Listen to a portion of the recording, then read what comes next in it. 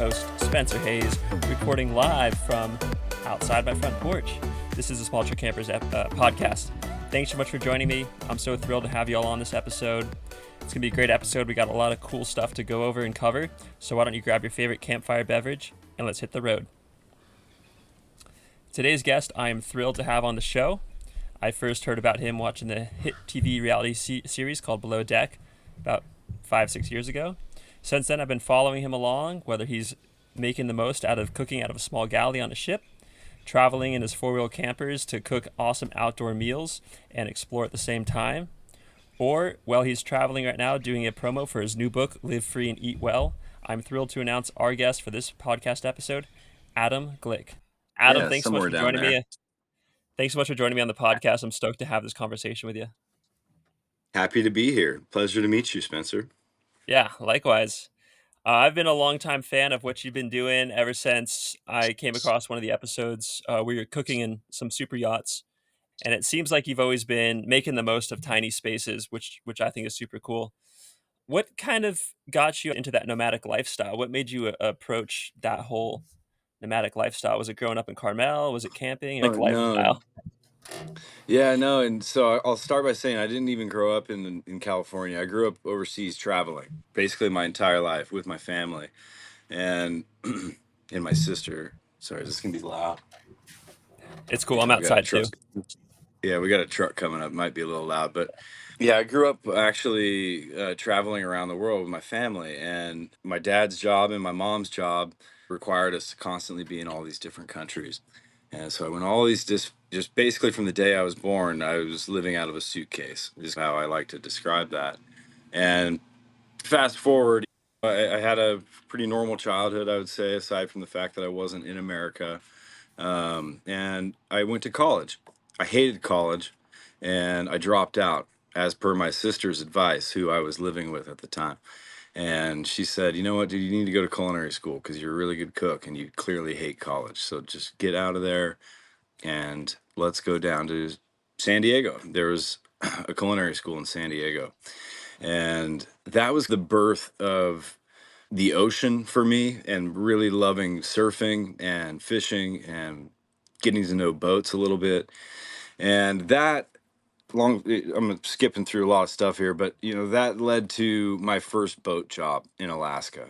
So grew up traveling my entire life, briefly lived in California to graduate from high school and go to college. But shortly after that, I was right back to traveling because I got a job on a boat in Alaska.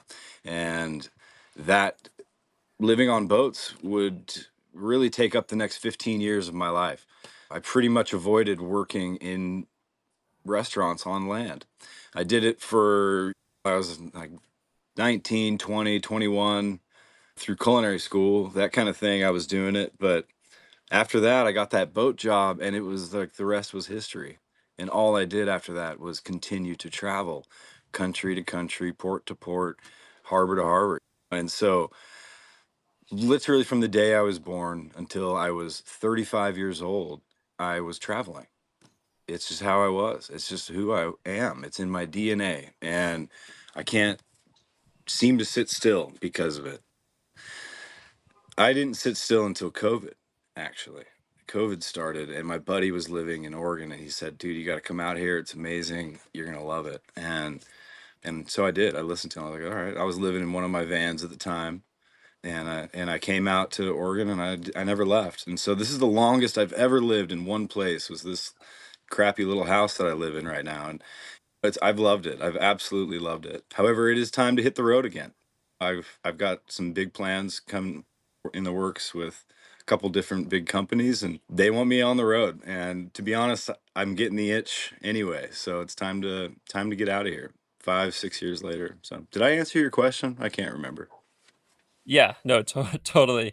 I think that's a great intro to this conversation. Yes. So what was the job in Alaska? Was it in the galley or was it like on deck? And what city or town was it out of?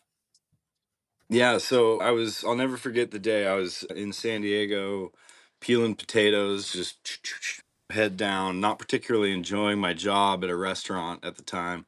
And I was working at some really nice restaurants, so I had nothing to complain about, but it's just wasn't for me. It's just boring. It's just boring. Let's be honest. And for me, it was at least. And I'll never forget my butt. I got an email. I had my phone in my butt, and I got an email, and I was like, not in my butt, but like in the back pocket of my pants. and so and I so get it. I pull my phone out and I check my. I didn't get used to get a lot of emails back then, and I check it, and it said, "Do you want to go?" It was from my school, and they said, "Do you want to go work on a boat in Alaska? We'd like you to interview. We've had an inquiry." So basically, what happened is a guy, rich guy, bought a new boat, wanted super cheap rich guy, okay, frugal, I should say, wanted the cheapest possible crew, and so he contacted a San Diego culinary school where he thought he could find a surfer chef, recent graduate that maybe would be willing to work for pennies. And I was that guy.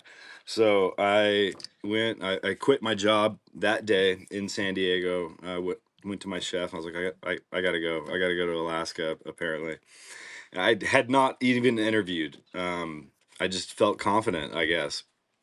Quit my job, interviewed for the boat job, and within like a week, I was flying to Vancouver to meet the crew. We got on the boat in Vancouver, Canada, and worked our way up to Alaska from there. And I'll tell you what, that very first trip, I was seasick the whole way. I was throwing up. I was wrapped around the toilet the whole way. Thank God the owners were super cool about it. They were like, "All right, you're a first timer. We'll let it slide." Yeah, it took me years to get over seasickness. But if you don't think you can get over seasickness, you can. Yeah. That's another little side note. Anyway, Yeah, that's I've how had the boat thing. Yeah, you just got to work your way through it. If you're not feeling right, you're like, this sucks. Well, everything sucks at first if yeah, you don't like it. But if you just like muscle through it, I'm not saying it takes years. You could probably get over it in a few weeks or something like that. But yeah, it's just pain is gain. totally. And that transit, I'm not sure where you guys pulled into, but the Gulf of Alaska, man, is no joke from like Vancouver, Canada, or even Seattle area up to like Kodiak. That whole area is brutal. So, and I've done it on massive ships. I can't imagine on what size boat you were on. There's About a really, hundred. Probably about a 150-foot boat. But you're right, like oh, just cruising along. At any point, you could run into a deadhead or a storage container or a giant log just ready to poke a huge hole in your boat. And I don't care how big your boat is, it will poke a hole in it. And it's like, man, that is frightening. And we would run at night. So there you are. And I'm like this green chef, 23 years old, don't know anything about boats, sick, and I'm at the helm. They're like, okay, you're on watch now, bud. Have a good night. Don't fall asleep. I'm like, wow. fuck. Oh God, this is so scary, right? Like, I remember being Yeah. truly terrified, and then there were times. This is getting off subject, I guess, or maybe it's right on subject, but like sailing across the Pacific. That was another one. I sailed from San Diego to Sydney, Australia, and Wow. that was like we went through some storms that made me poop my pants. I'm not like, and I'm pretty, I think, I like to think I'm pretty tough dude when it comes to just being scared in general. No, when you're in the middle of the ocean, thousands of miles from any help, even if you called the Coast Guard, they can't get to you anytime soon. It's going to take probably days. So you're at your own devices. And we are literally having equipment being ripped off of our boat because of waves and swell and wind. And you're thinking you're all huddled up and you've got emergency ditch bags ready to go and you've got the plan out. And it's like, okay, if this happens, we're doing this and we're all talking about it. That's a frightening moment in anyone's life where like you think you're going down, or at least you're prepared to. And I don't know where I'm going with this, but it's scary Uh, being out there. It's scary being out there. And it's It's scary being in Central California in a van at night. So like, it doesn't really matter where you are. It's scary, I guess. Yeah, I think I've I've been out at sea and on a pretty big ship, and the waves are just so violent that we're talking like a 400 almost 450-foot ship. The waves hit the bow, and I'd be lying down in my rack, and the whole ship would vibrate like a tuning fork. And if you look down the hallways, you'd see the ship flexing. And you go up to the bridge, and you say, "Okay, the bottom's about 5,000, 10,000 feet down. It's nighttime." Yeah, you can see why sailors are superstitious, why there's a lot of good luck regarding around sailing because it's you're at the mercy of Mother Nature and there's no hiding from it.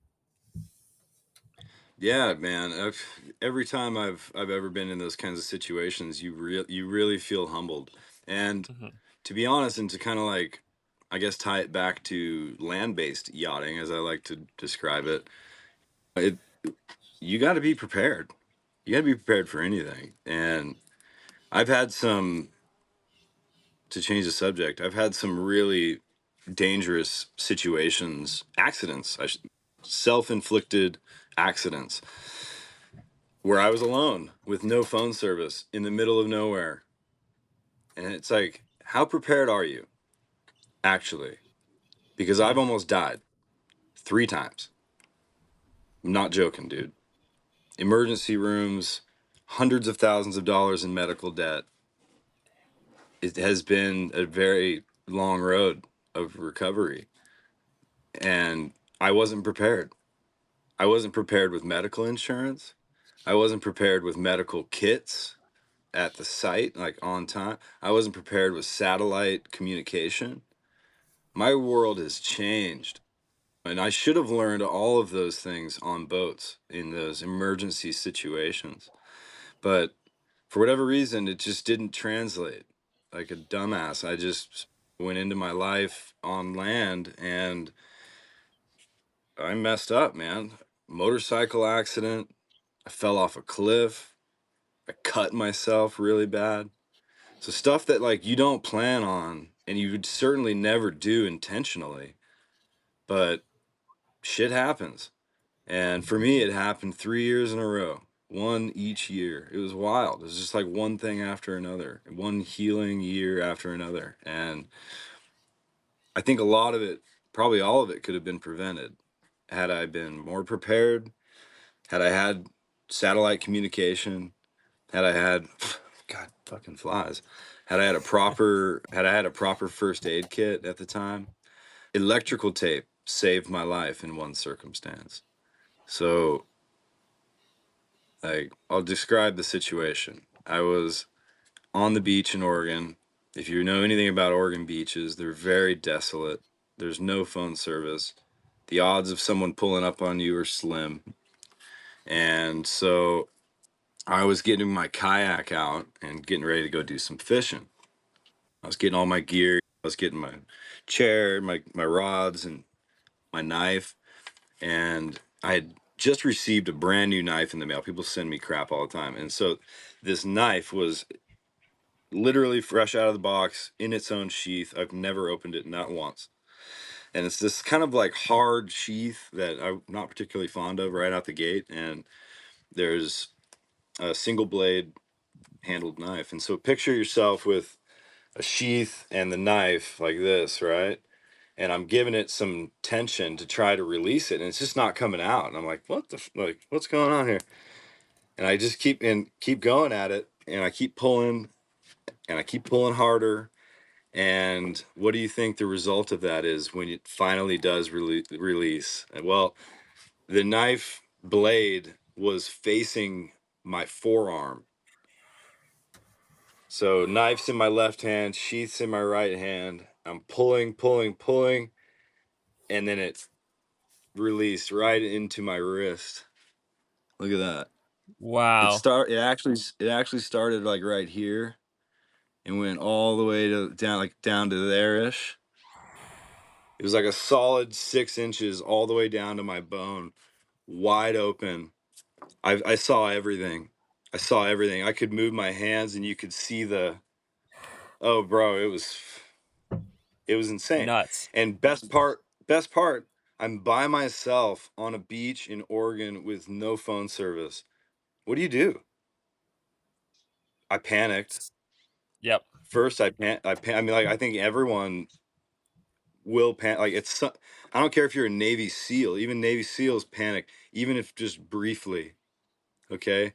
Maybe mine was like, felt like an hour, probably like maybe, maybe 5 seconds, 10 seconds. I don't know.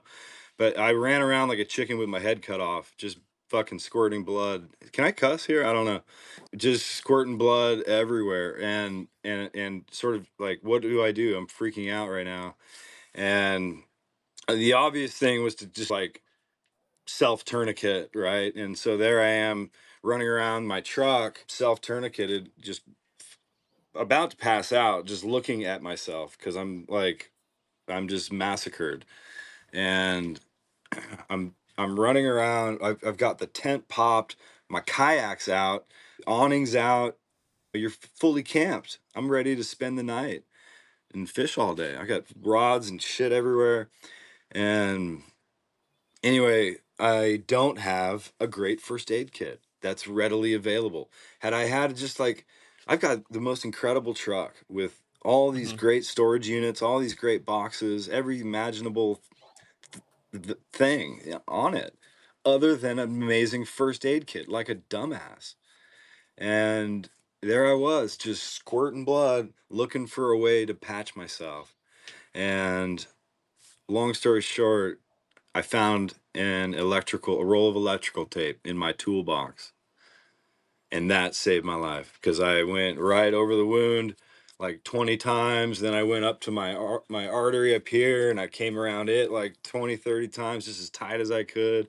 Then I put a jacket on that had a bunch of like cloth to soak up blood, and I wrapped it around that. And so at this point, I was sealed up, and I'd stopped the bleeding, and I was Wow. not as lightheaded anymore. And I just one-handed kind of rolled up my awning and pulled down my tent. It was a four-wheel camper, so I had to like, one hand the latches around all four corners. Packed up as best I could and left the kayak because there was no fucking chance I was gonna get it back on top of the truck. And yeah, fired it up, and the nearest hospital was about 45 minutes away, and about passed out on the way there. So, and I did pass out in the emergency room. I had lost so much blood at that point. So, yeah, Yeah. is a great that's a great example of like, hey, I'm gonna go have a great day. I'm just going fishing. I'm all set up. This is amazing. But there's a lot that you need to consider if you're by yourself. Had I had someone with me, I think that situation would have been a lot easier and more manageable. But by yourself, you're left to your own devices to stay calm, to act accordingly, to not die. Like, how much fight do you have in you? Because your friend, no one's there to help you. And that's a moment that you have. Like, I stood there and I'm like, oh, I'm dying on this. I'm dying on this beach. That's definitely going to happen now. And that was the panic. 10 seconds, right? Then I look at my phone. I'm like, oh shit, I got to call 911. No, there's no phone service. Okay, well, there goes 10 more seconds. Okay, well, and 10 minutes later, I was driving out of there. And that's just Wow. one example. I had that motorcycle accident. I fell off of a cliff during a GoPro shoot. Like, a lot has happened over the years that has been really difficult for me because of this lifestyle. And I bet it can translate to many people for many reasons. Anything can happen at any point. Break-ins happen all night long in any car. And so there's some security measures that need to be taken there. And not everyone goes out to Moab and to some really cool place in the middle of Joshua Tree to camp. Let's be honest. I would say probably like most don't. Probably Hmm. about 70% or 75% are just sleeping on the streets. And that's okay. I've done it. I do it all the time. I still do it. If I don't have anywhere else to go and I happen to be hanging out with friends in a city, it's where I need to stay. If I came and visited you in Santa Cruz, I'd probably sleep on your street because I've got a great sleeping scenario. Anyway, not trying to scare people again, but it's just like the awareness factor. I think social media can really put out this feel that it's just so okay and hunky dory and everyone's fine, and yeah, buy a van and go out and travel the nation. But you can't do that carelessly, and you can't do that without a first aid kit. Take it from me, firsthand. So be smart about how you're out there. Have an emergency communication system. Satellite is the third option that's super important. And thank God it's getting every year it's getting easier and easier to satellite communicate, right? And I think new iPhones are like you can text from anywhere. So that would have saved my life for sure with no hassle a couple of times now. So anyway, I don't know what I'm talking about anymore, other than be safe and carry a bat and be willing to kick some ass. I think all those stories are honestly incredible in their own way, incredibly good, incredibly, uh, yeah. Raising awareness is a great thing, and obviously with your days of traveling, whether it's on the boats or with your family growing up, that whole motto of being prepared, like you reiterated, medical kit, first aid kit, some sort of weapon or defense system, an escape plan, whether it's out at sea or on the Oregon coast, letting someone else know. These are all huge things that I agree that the Instagram, YouTube life has glamorized being outdoors, but at the end of the day, you are in the wilderness and you're at Mother Nature's uh, fury for better and for worse, for beautiful views and also for scary views, and in the urban environments as well. Hey guys, just want to take a quick second here and thank some of the supporters of the podcast. First up, Poseidon Bicycles has been a support of this community, and I like to thank them. These guys specialize in making some of the best gravel bikes, all under $1,000, which allow me to explore any campsite that we pull into or my local trails. And it's such a great thing to be able to pull up, hit the road on a nice bike, and get to see more of the spots that you would normally see from just the campground.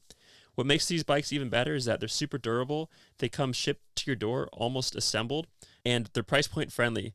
These things are perfect. So I'd recommend checking out Poseidon Bicycles if you're looking to get into mountain biking or gravel biking. They make some great bikes. Yeah, you don't. Yeah, definitely. Well, I think it was so impactful on my life in so many ways. Not just my accidents. Now that I think about it, I guess the point is anything can happen. So yes, be prepared for any Yeah. circumstance. And like all, it's so cool to see everyone, male, female, I don't care what you are, out there in nature with your automobiles. It's just such a satisfying feeling. And I got it at a very early age and I was hooked. And I continued to do it all through my sailing career. Anytime I wasn't working on a boat, I just hopped into one of my vehicles and off I went on another adventure. And so many experiences and life lessons along the way. And that's why all of us should be doing this is to, let's be honest, you're not going to get a single life lesson at your desk job. It's just not going to happen. Like, I'm sorry. It's boring. And it's not how you learn. You're going to learn your job, and you're probably going to get really good at your job. But what else do you want to learn? And that's what I always just want to push on people, and why we need to be doing this is if you feel unfulfilled in your life or you feel like you need more, it's a fantastic way to find more. That said, don't run away from your problems. It's not a solution to running away from your problems. And I think that is a major issue with why a lot of people are getting into this these days. A lot of people have problems. They have a lot of life issues, a lot of depression, a lot of anxiety, a lot of all of these things that are happening to Americans these days, specifically, and worldwide, but specifically Americans. We're back. We're back. Sorry All about that. good. No, I Yeah, so appreciate it. Those are yeah, yeah. good lessons from the road and from someone that has lived probably one of the most nomadic lives I can imagine. What did your parents do growing up that allowed you guys to move so often and travel? Yeah, yeah. My dad, he worked for a major corporation that was international, and my mom was, as a result, an international teacher. So anytime my dad got transferred, my mom would then work at a local school international school, likely my school. So I often had my mom on the premise keeping an eye out for me during school times. But yeah, it Yeah. was a wild childhood. And I had my sister as well. Let's not forget about her. She was right there with me during the whole thing. But it was a very, very interesting upbringing, very different. And when I came back to America, or left America for that matter, it was always a kind of an eye opener. Like, oh man, this this is different. This is not what I was expecting. And that these folks, I hope, are going to accept me. And you turn into a chameleon a little bit so you can get along. You don't want to be, no one wants to be outcasted, right? And so for the most part, you'd have to lean into it. And again, I can translate that back to small truck life. It's You're always going to be in a new place, and you need to embrace that. And even in America, every region of America is like a different country. They speak differently. To it's America is huge. And when you go, let's say, from northern Florida to Malibu, you are talking completely different people. And you need to be prepared for that. When you show up at the gas station, know how to interact and be, I guess, you don't want to be outcasted anywhere you are. It's not going to bode well for you. For example, here in Oregon, you go to a gas station and you hop out of the car and you go to pump your own gas. You're immediately scolded by the locals as a non-local, right? And it's okay to be non-local, but don't make it so obvious. Have a little bit of like tact when it comes to like where you are in this new place. And that's a great example actually, because the gas attendants will all be chuckling on the side like, this Yep. guy's not I've from I've around here. This experienced guy's that not as from well. around here. Yeah. Yeah, so I don't know. It's just a sort of stupid light example of how Yeah. I would have to get along into new situations constantly. And that went on into my yachting career as I would hop off the boat to go find groceries in a country without a car and speaking a language that they don't understand and using a currency that they don't have. It's just like you get good at being cultured and using your hands to describe things and smile. A smile goes a long way no matter where you are around the world. You know, you could hop out in the middle of the roughest part of Detroit, and if you got a giant smile on your face, the odds are no one's gonna mess with you. I've always felt that as well. Keeping that positive attitude, that smile, and just being yourself. I've always felt like, well, if I'm in a really sketchy neighborhood at night, like I'll have my board shorts, my tank top, and maybe a surfboard with me, and just be smiling, and people would be like, "Who the heck is this? Like he's so out of here. He doesn't even like we can't even talk to him. Like, we can't even mess with him. He's so far just not in this world." What's up, guys? How's it going? When I lived Totally. in Yeah, Venice, I that's had a some good friends point. that lived in Compton. Yeah. Yeah, and they were surfers, and it was just like, yeah, smiling goes a long, long, long way. What So that's happened in cool. Compton though? Did you take your board to Compton and I didn't. I just knew some Australian dudes that rented a house in Compton because it was cheaper, and they had a bright red like convertible just full of surfboards. And they said they got along with. They were like the hit of the neighborhood. Everyone loved them and no trouble. And it That's was just awesome. I one of love those that. stories. I Who love knows? that. It makes I it haven't even been. better that they were Australian because they were. I could just see this group of Australian surfers cracking jokes in a rough part with all these guys. That'd be hilarious. Yeah, Australians are the best. God, they're hilarious. I sailed to Sydney and I lived in Sydney for about a year, and I don't think I ever laughed so much. They're just like you can't do anything without everyone's a comedian there to us anyway. totally. Where'd you live And in even Sydney? better, the ladies love our accent. You bring a California accent over to to Australia and they're melting. It's hilarious. Where'd you live in Sydney? Uh, I lived in Darling Harbor, actually, on a Nice. boat. Oh, Yeah, so beautiful area. yeah, the boat arrived. I was the chef. Boat arrived, and we lived in the harbor there for 6 months to a year. Honestly, I couldn't afford it. I had to leave. I wasn't getting paid enough. You'd spend like $120 to go get lunch. It was crazy. Just between the taxi cab, the burger was $30, the beers Yep. 18 bucks. It was just crazy expensive. I remember it. And so I And had you to leave probably that weren't, job. yeah, you weren't making Australian like Exactly. minimum That wage. was You were making, yeah, exactly that was exactly the problem. That's right. I was making US currency in Australia and it did not add up. Let me tell you what. yeah. I lived in Manly for about a year, and I worked in Darling Oh yeah. Harbor for like 6 months. Crazy Manly's a cool story. spot. I remember surfing there. What surf spot was in Manly? I can't remember. Oh man, I forget. It's just like the beach break there in front of the Corso, they call it. I swear I surfed like some point break there. Maybe I'm There's mixing it up. Anyway, yeah, yeah, it's such a yeah, God, I miss Australia. It's such a cool it's the spot. best. Yeah. I'd love to ship my truck out to Australia. How cool would that be? Yeah. Pulling out, pull out there. They would love the big Super Duty diesel with a four-wheel camper out there. Oh my God, they go nuts for our trucks. They'd be frothing. They go nuts for our trucks, just like we go Yeah. nuts for their trucks. We love their little utes, and they love our big, giant Diesel. monstrosities. Yeah.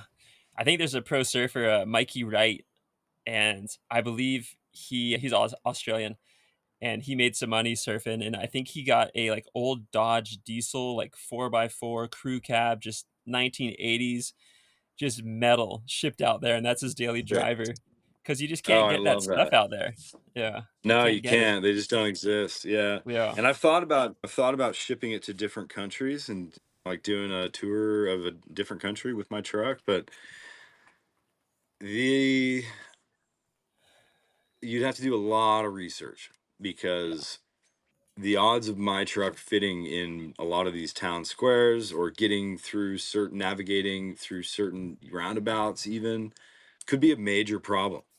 It could be a major problem. And certainly like I could never send it to Europe. It would be useless in Europe. I Yeah. think, right? I guess I know I guess some people are rolling around with like big Unimogs in Europe, aren't they? Yeah, I'm not sure what You're not going the you're not going into town, that's for sure. yeah. I don't know what the diesel situation is either. I know it's different like grades of diesel. I don't know. I just know that would be assuming your truck's diesel.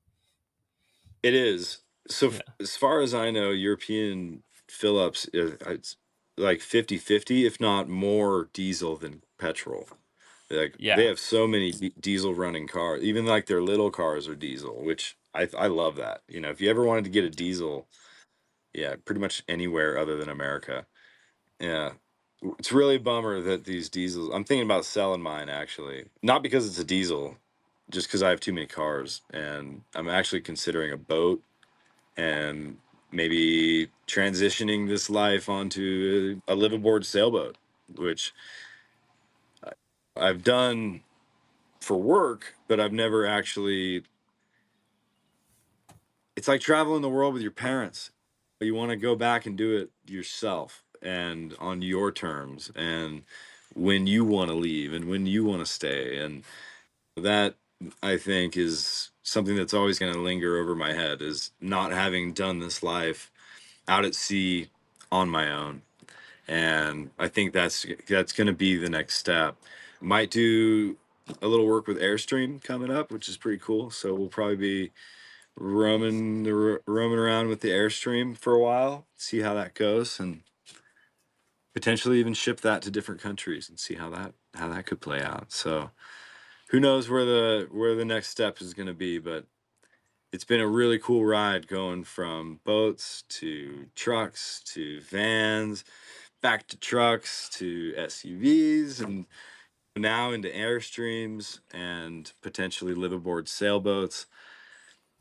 Who knows, man? Yeah. Sky's the limit. But That's awesome. And I love the theme of tiny living, nomadic, all these different vehicles we have to do it in vessels, sailboats, vans, cars, trucks, SUVs, whatever, blimps, hot air balloons. It's all it's all really cool that you've strung it all together.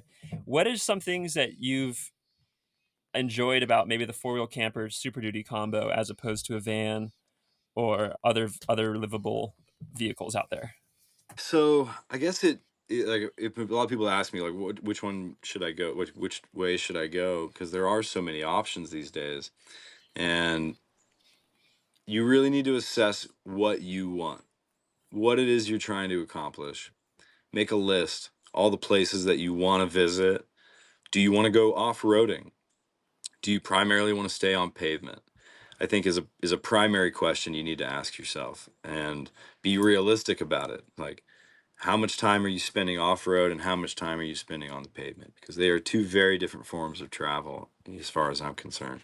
And your vehicle needs to be equipped if you're planning on going off road. So I remember in one of my vans that I built out, it was a two-wheel drive van that I made look like it was a four-wheel drive van. And I took that places I should have never taken it.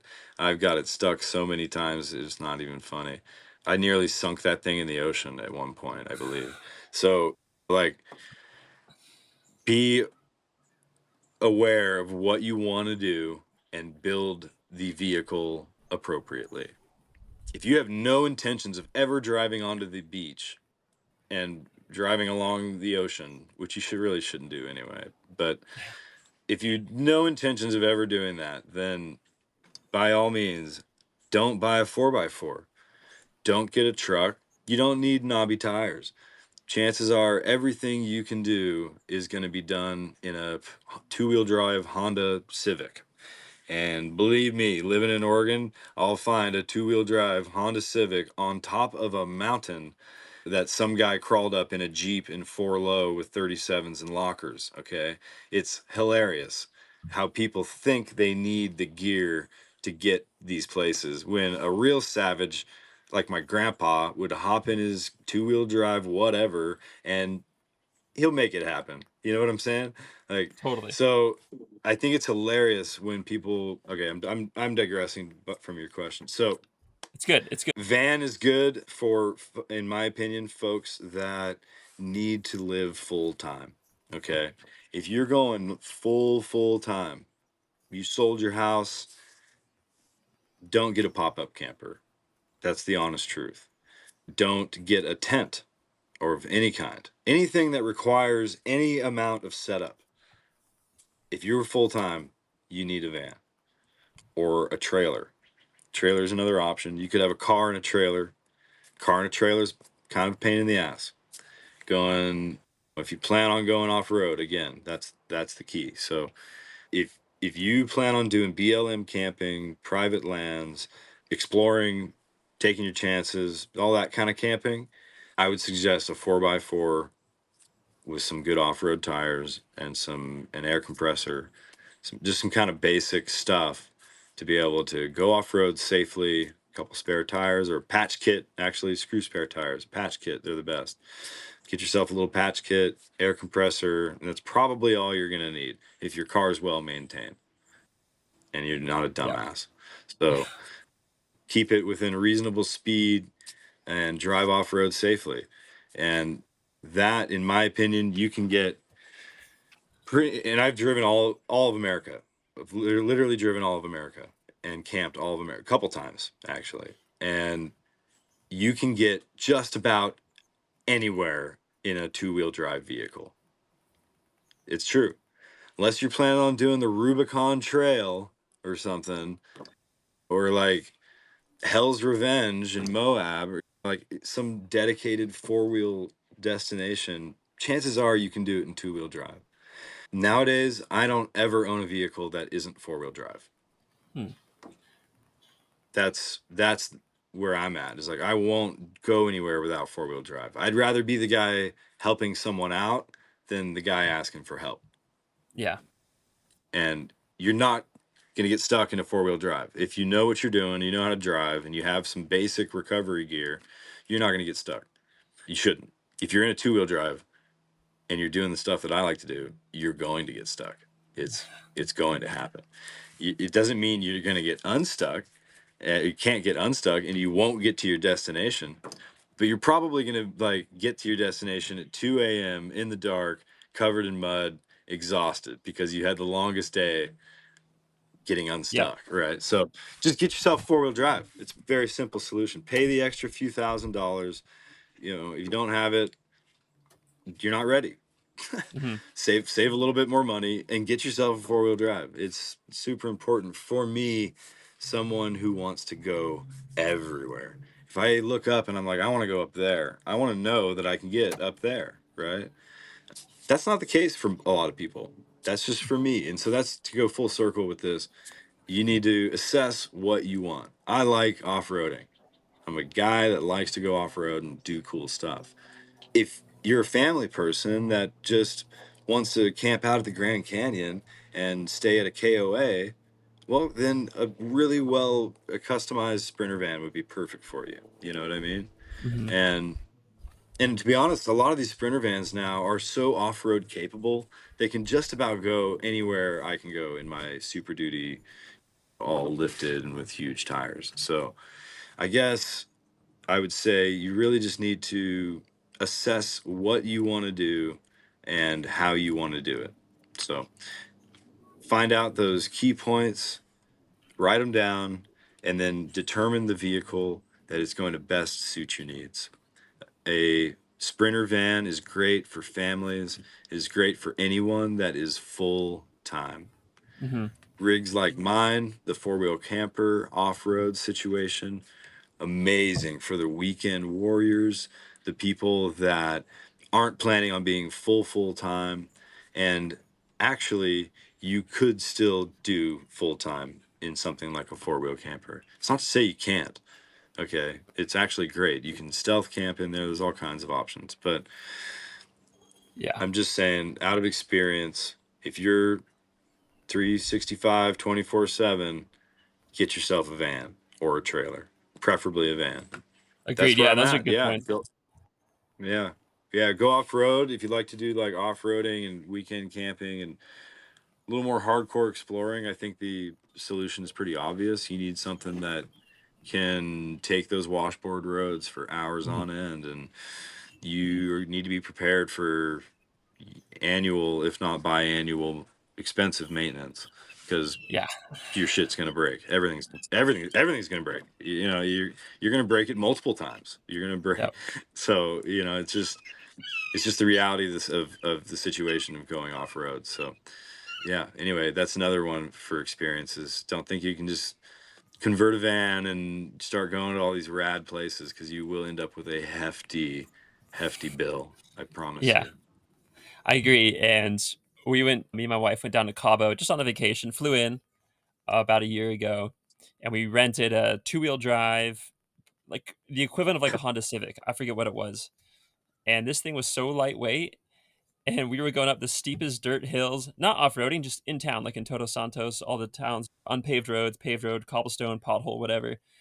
And I'm like, dude, this thing is so Baja approved. It's two-wheel drive. You can get parts anywhere. It makes it up 99% of the hills. Like, I thought of actually how much Yeah. of a burden it would be to have a big clunky. I have an F two Mm-hmm. fifty, a big clunky F-250 diesel bouncing in every pothole. I'm like, dude, this is the Yeah. Baja approved method right here. Just send it going a little bit faster over the sand dunes, and you're fine. Totally, absolutely. And so I guess that's a good transition. So we talked about four-wheel camper pop-ups. We talked about Sprinter vans, and how they're a great solution. Trailers are an awesome solution if you don't want to commit and you Hmm. just want to keep your car and but also have this kind of option to get away. I think then there's tents. Just if you're like on the lowest end of that whole scale and you just want to get outdoors and go camping, Boy Scout style, like I originally would, throw a tent on top.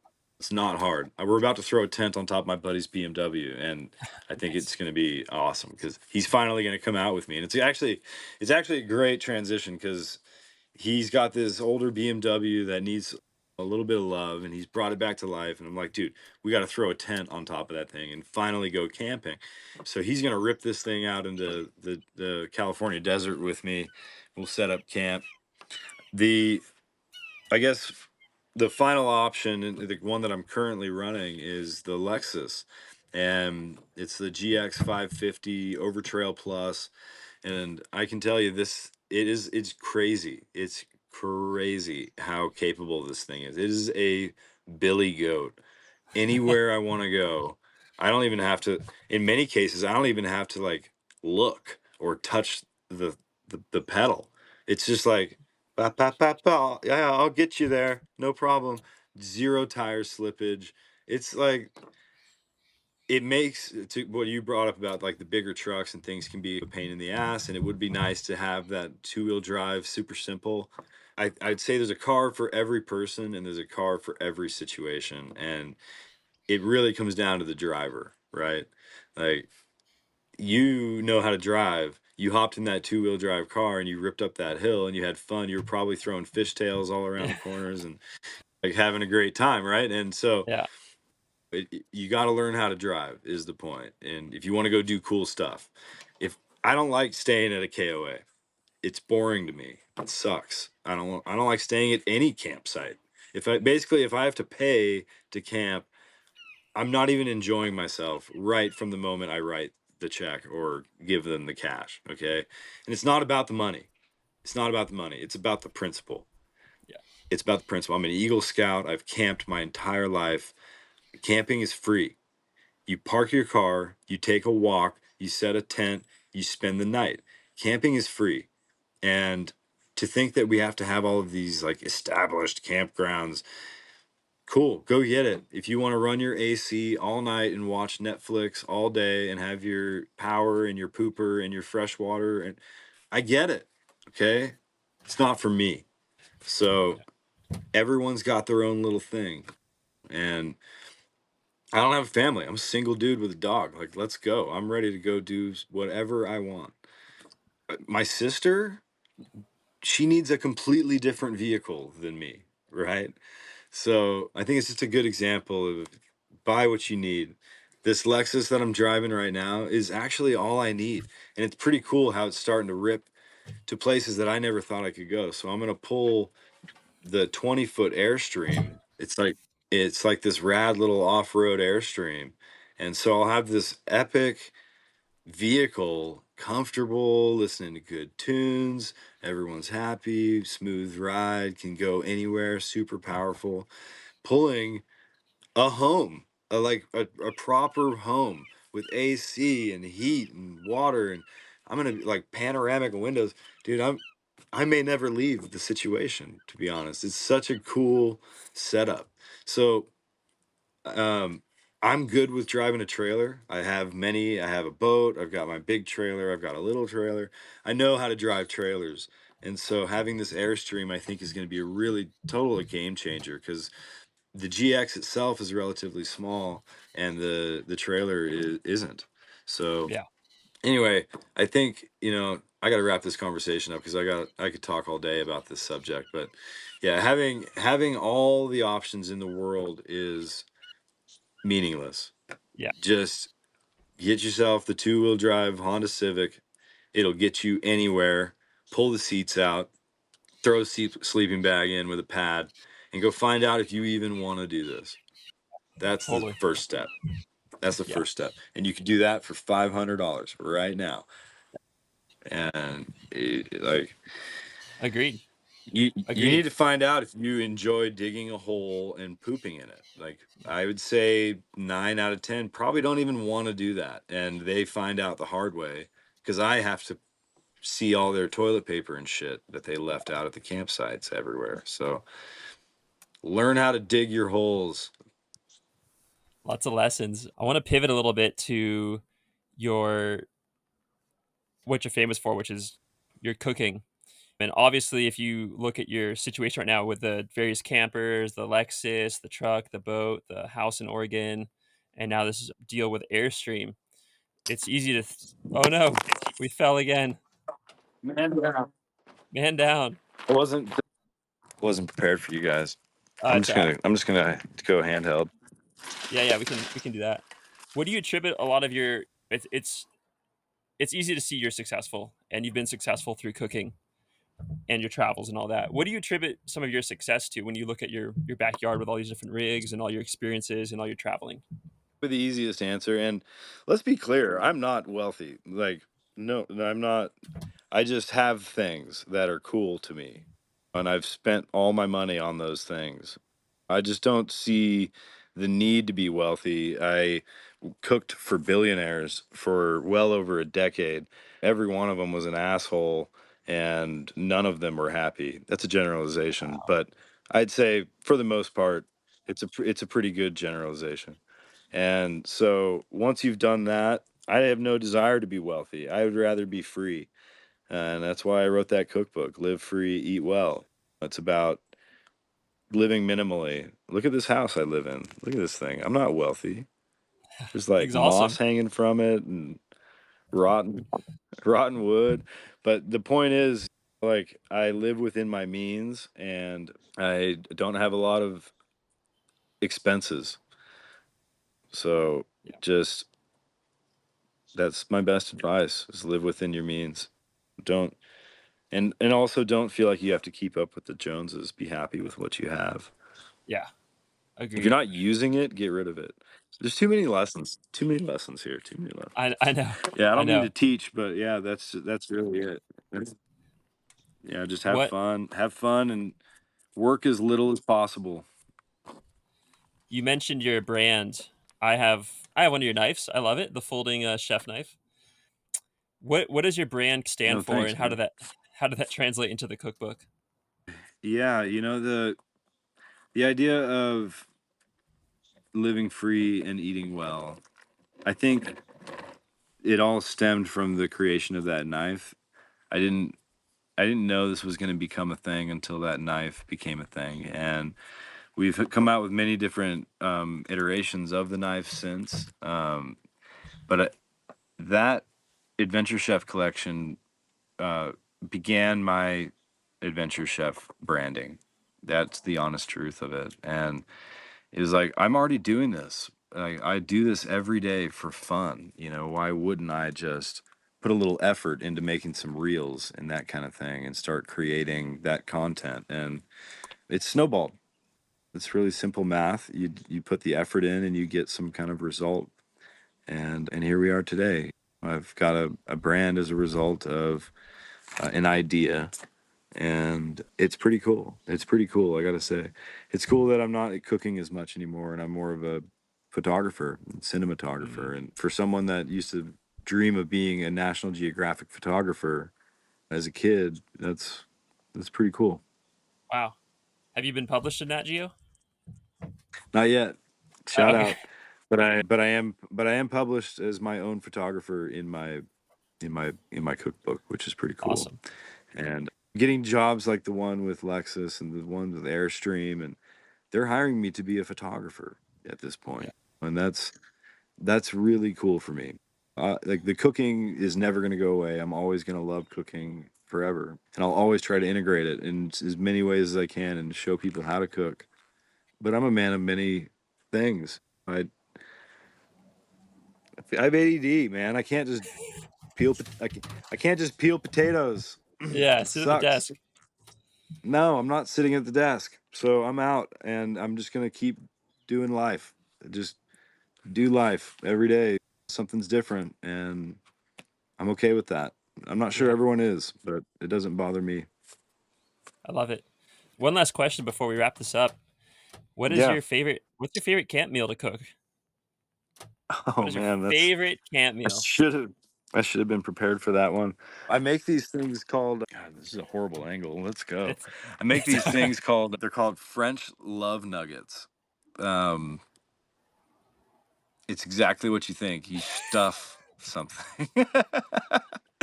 So you take a cooked sausage and you poke a hole through a Hawaiian sweet roll. Take a lightly cooked sausage. Don't overcook it, but a lightly cooked sausage, shove it through the hole.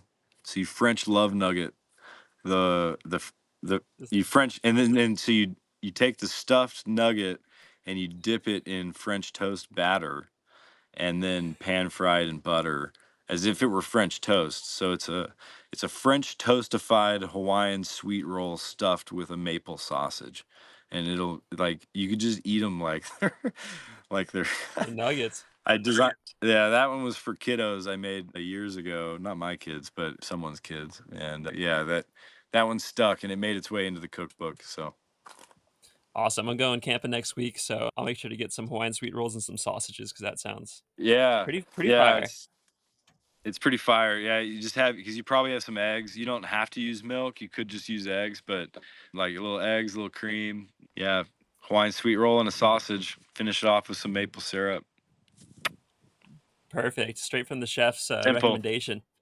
It's just fun. It's like people look at it and they're like, "What the like a stuffed Hawaiian sweet roll? What is this?" But Yeah, then they eat it. Everyone's drooling, wants more. it sounds great. And Yeah, man. I feel like we could talk for a while, and I'm sure there's a lot more we could cover. I think we'll have to do a part two once you're in the airstream and get a Yeah, recap of how that's going in the next I would love couple that. months or so.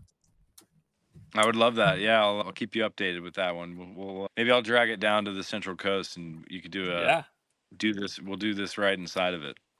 I'd love to do a live podcast, or I'll meet you up in Oregon. Either way, it's only a few hour drive. So, Right on, Chef man. Adam, thanks so much for taking the time to chat, for sharing those experiences, and giving us some really good insight into your upbringing and your life. I really appreciate it.